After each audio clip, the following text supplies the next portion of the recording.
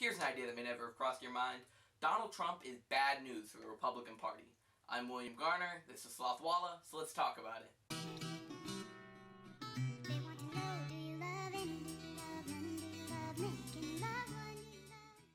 Before we get too far into this video, I kind of wanted to talk about something. It's featuring Donald Trump on Slothwala.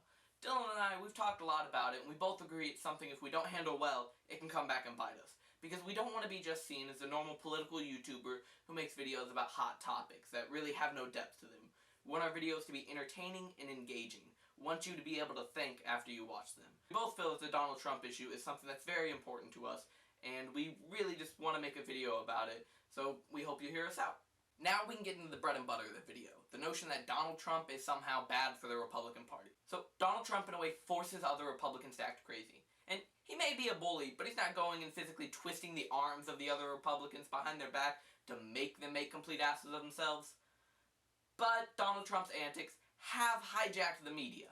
You can't flip to CNN, Fox, MSNBC, or even Slothwala without seeing a Donald Trump video. The problem with this is Donald Trump is getting all the media coverage. Like, that may be an exaggeration because there's like 10-15% that's all about Hillary's emails, but the rest of it, all Trump, all the time. And the problem with that is everyone else starts to drop in the polls because Donald Trump's the only thing getting talked about. And as a politician, the last thing you want is to drop in the polls. So we're seeing even the most moderate Republicans go off the fucking deep end and act batshit crazy. My congressman, Ted Cruz, literally wrapped bacon around the end of an AR-15, blew through some mags in the AR, and then ate the cooked bacon. He shot the rifle till it cooked the bacon. Rand Paul took the 7,000-page tax code, took parts of it, burned it. Took the other parts of it, went Texas, or I guess Kentucky Chainsaw Massacre on it, and took the rest, shoved it in a wood chipper, took a 2x4, and just started pushing it down into there to just wood chip or paper chip the tax code. What the fuck, Rand Paul? That's not an advertisement. Republicans don't normally act like this. They leave that to the Tea Party. But because it makes such good news and such good YouTube videos, they get more exposure, and then that leads to them climbing in the polls.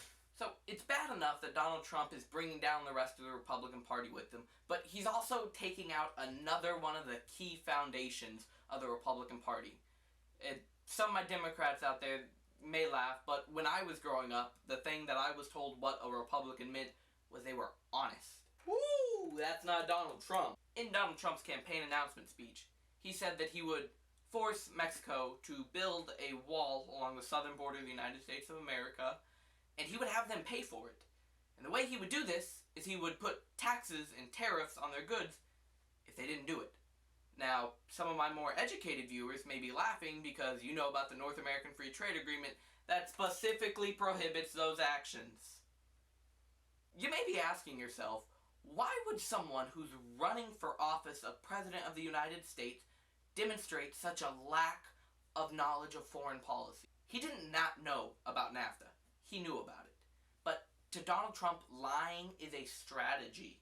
He brags about it in one of his 17 self-help books. He talks about paying construction workers to pretend to work so he could trick a business executive into believing that work on a project was further along than it actually was.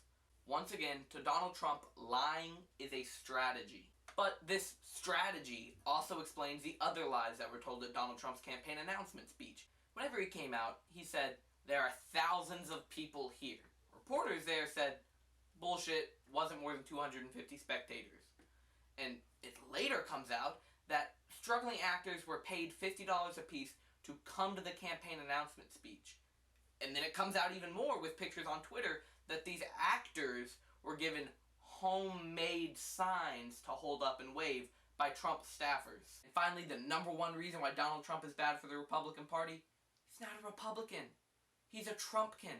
It's kind of like a pumpkin with a little bit more going on with the hair and a little bit less going on up there. And if he doesn't win the Republican nomination, he will run as a third-party candidate, and that will hand the election over to the Democrats. But normally after someone makes such a statement, you're asked to provide evidence. So I'll indulge you. I'm going to tell you the story of poor old Theodore Roosevelt in the Bull Moose Party. So back after Theodore Roosevelt's first official term as president, he ran not as a Republican for reasons we won't get into right now, but as a member of the Bull Moose Party. And whenever he did this, he was originally a Republican, so all the people who would have voted for him were Republicans. So when he ran as a Bull Moose, some of the Republicans went with him and the others stayed. So he basically divided the Republican Party, and they didn't have enough votes whenever they were split apart to elect someone, and the Democrats walked away with the election. And that's exactly what's going to happen if Donald Trump runs as a third-party candidate. So let me put this into some current-day numbers, that way we can get a better grasp on what I'm saying. A Gallup poll found that 43% of Americans identify as Democrat. And they also found that 39% of Americans identify as Republican. That leaves 18% that can be swayed from side to side. Now, during the normal election cycles, the Republicans and Democrats battle to try to win over a majority of that 18%. So if the Democrats want to win, they need to convince 8 of that 18% to come and vote Democrat. And if the Republicans want to win, they need to convince 12 of that 18%. And Donald Trump is currently polling at around 20% in the Republican Party, which means if Donald Trump runs as a third-party candidate, 20% of the Republicans leave. You multiply 39 by 0.8, you get 31, 0.3, 0.2. I think it's 0.33 repeating, might be 0.2. I'm going to stick my guns on 0.33 repeating.